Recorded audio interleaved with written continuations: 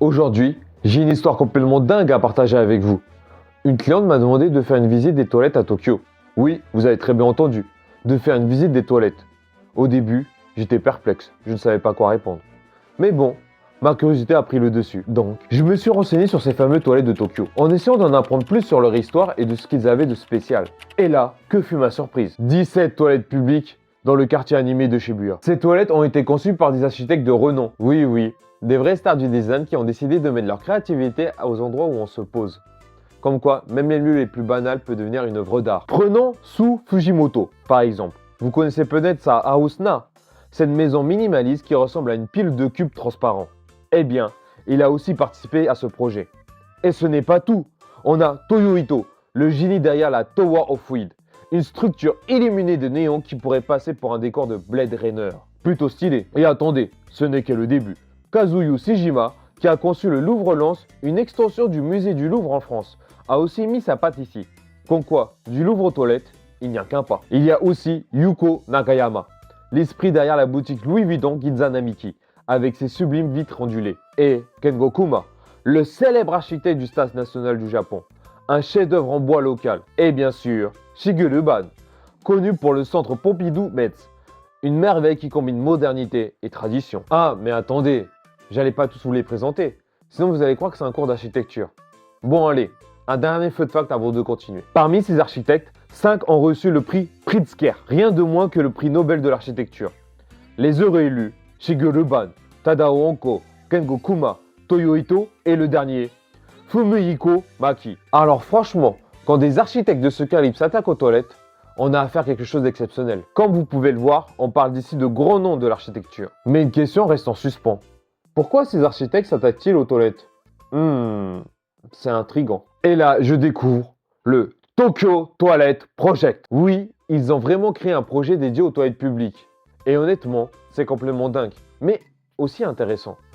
Pourquoi un tel projet, me diriez-vous? Eh bien, plongeons dans le contexte. On le sait tous, au Japon, les toilettes publiques sont connues pour être propres et fonctionnelles. Sérieusement, ici, vous pouvez sortir tranquillement sans avoir besoin de planifier une pause stratégique.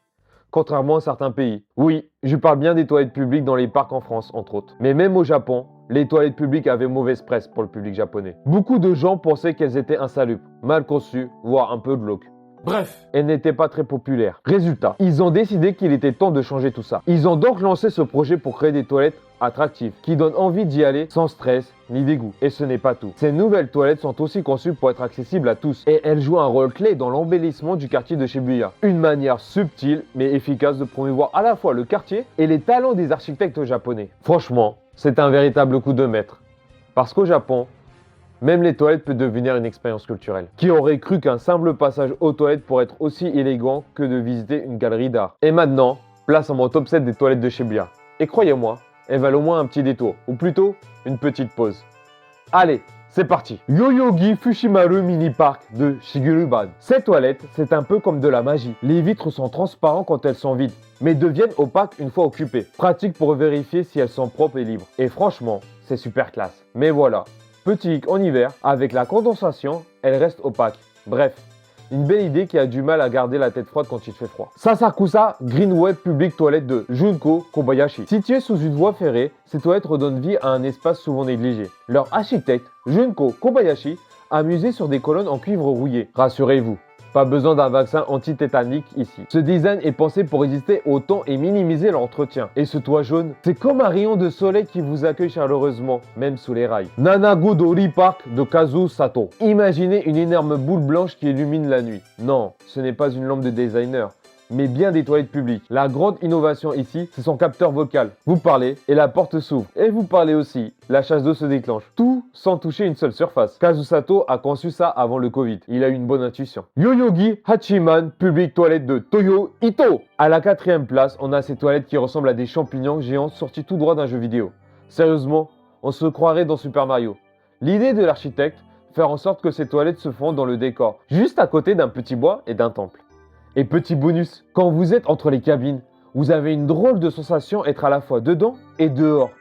Une expérience immersive, au sens propre comme au figuré. Hatagaya Public Toilette de Miles Spinnington. Sur le podium, on ne retrouve ces toilettes qui ne payent pas de mine au premier regard. Mais attendez, l'idée de Miles Spinnington est un vrai coup de génie. Entre les toilettes, il a créé un espace polyvalent.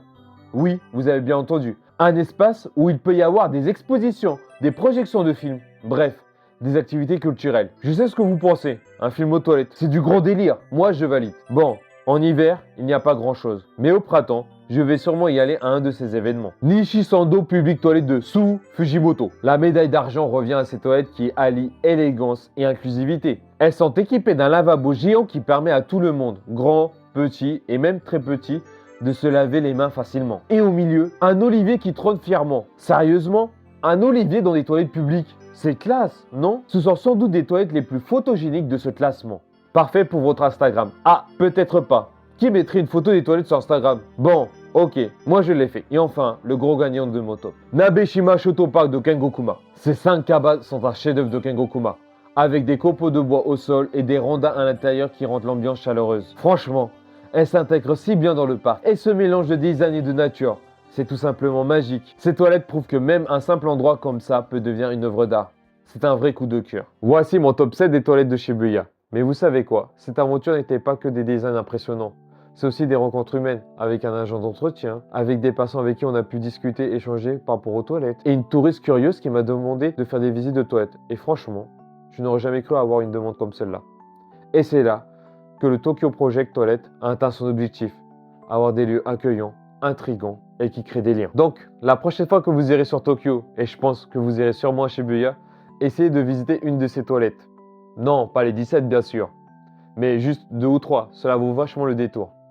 Donc si cette vidéo t'a plu, n'hésite pas à liker la vidéo, à me dire en commentaire s'il y a un lieu insolite que vous aimeriez que je vous fasse visiter. Sur ce, je vous dis matane!